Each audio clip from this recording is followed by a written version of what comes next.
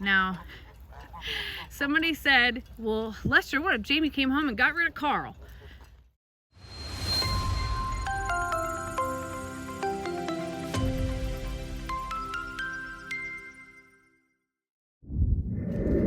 Oh, it's evening time on the farm, and I thought that I'd give you all a little feather update. Not just this feather, not just these feathers, but surprise, these feathers! Howard is doing so much better. Look at him go. Now, he looks like a sheep growing out his wool right now, but just ignore that. He's back on his feet. Thelma is so happy, have him out and about. She takes him to the pond every day, y'all. That's right. Howard is officially one of the littles and loves to swim in the pond, which has prompted me to pick up the pool out back by the barn, and it's no longer necessary. Now, the only one that makes sad is Pablo. Now, Pablo thinks that I should pick him up right now to love him because that's ouch! Gosh. Carl, help a sister out. Really? You think that you can make this stop? Because he's biting the back of my pant legs right now and my boots. All he wants is love, and if I pick him up, then everybody's gonna be jealous. And then I gotta stop making a video. And Pablo, I came out to make a video, dang it. So y'all saw the video yesterday of Lester and the boys catching ducks and chickens and rehoming some of the feathers. Now, there were a lot of people who were super upset, Thelma. But there's things that you don't know because we haven't highlighted them. And there's also things that they make farm sense. And there are many times that we have to do what is best for the babies to be able to keep all of the babies safe and well. I don't know if you remember, but last year we had an abundance of males around here. And there's a big thing about balance on a feather farm or a sanctuary that has feathers, because unlike humans, feather males need more than one female, or the females will leave or suffer. Now, Pablo only needs humans. Pablo doesn't know that he's a duck, so while we're trying to work on that, we're not there yet.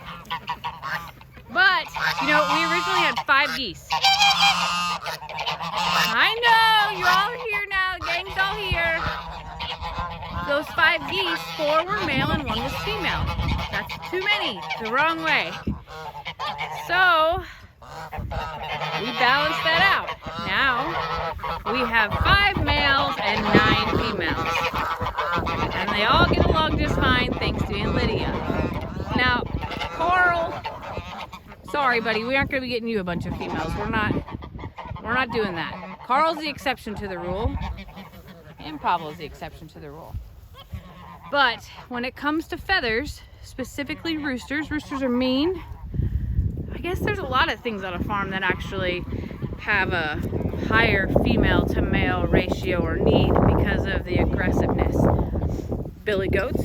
If you have a billy goat intact in your pasture, you don't want more than one that's intact. That would be where Ringo was our one and only when he was still intact. Now no one is. But Ellie's rooster that came here was not doing so well with our roosters at all. And we have quite a few here, actually more than I'd like, but because it's so big, we've had a good balance for a long time. Now, whenever that new rooster left, we wanted to make sure that that new rooster was not going to leave where he was going and had plenty of females as well. And while Lester did not call me and say which chickens, which ones, which this sort of thing, he knows. We've talked about some of this before. And part of it, okay, there's a lot of parts to this. a lot of it is giving back as well. And some of you may be like, what are you talking about? Well, the feathers that are here obviously produce eggs. That is a food source that is ongoing. All you have to do is take care of them, feed them well, make sure that they're healthy, and they'll continue to produce eggs. With a rooster, they'll also continue to produce chickens. So whenever you have a flock like that and you give it to someone else to start their flock, that means that their flock can grow, and maybe they can pay it forward as well. I know. And there were comments that said, Lester, why would you let those hatch if you were going to give some away? Well, okay, I get it for animal people, and maybe people who don't have a farm or don't have chickens don't understand, but there's not like with dogs and cats that are overpopulated in shelters and things like that. Chickens, there's no shelter for chickens, and many people are struggling in times like these to where chickens or ducks can be a great source of protein and a great source of food for a family. So we did pay it forward with a rooster and 3 hens, and then we also paid it forward with Tom and 3 ducks. Now those ducks, several were laying ducks. So even though I don't foresee that family gaining as much from the duck eggs as they did the chicken eggs, I do know that they will gain something. And it's not, ducks lay about every other day, most of the time, at least those did. So it's still a great source of protein. And if they decide to raise ducks, hi, squeakers. I know, they decide to raise ducks, then they can also pay those blessings forward. I don't think that you realize that ducks and chickens do not require a ton of land. They don't require a ton of food, and they really do provide an excellent source of protein. And for those that said, why would you let them hatch? Well, because we can pay the blessing forward. And I'll be honest, sometimes chickens don't always make it, depending upon what's going on as well. There are predators. They are, not every chicken that is born here, or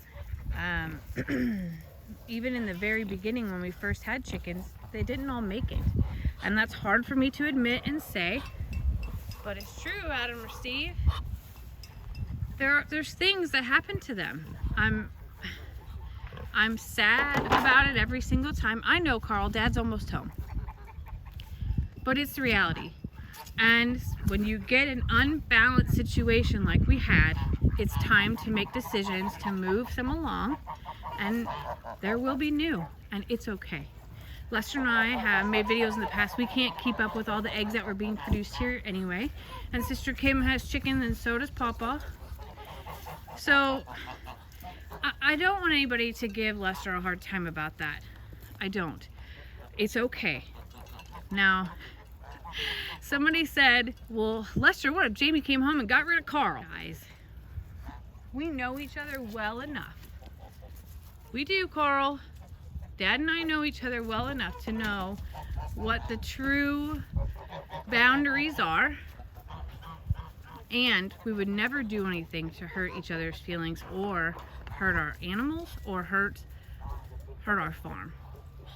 So, I just wanted to clear those things up and make sure that y'all know everything is okay, and those feathers are doing great. We've gotten pictures from the families and little video clips, and they're thriving. In fact, they ate their first eggs yesterday morning. Carl, I know what you're saying. I know what you're saying. He wants to know who voted on him not having a bunch of women as well. How come Nate gets women, and El Carpintero gets women, and Adam or Steve gets women? Buddy, I'm sorry, okay? I love you so much. But you have a whole flock to take care of, okay? That's what you're here to help us with. Pablo! Seriously! Get out of there! He's so rotten. Leave me alone. Oh, goodness. Well, again, just wanted to show you. Howard's doing great. Thelma's excited that he's out and about. And I wanted to tell you about the feather situation here. So, I hope you all have a great weekend. Adam or Steve, you got anything else to say? Oh, no. Don't teach him, Pablo. Don't teach him. Don't do it. Don't do it.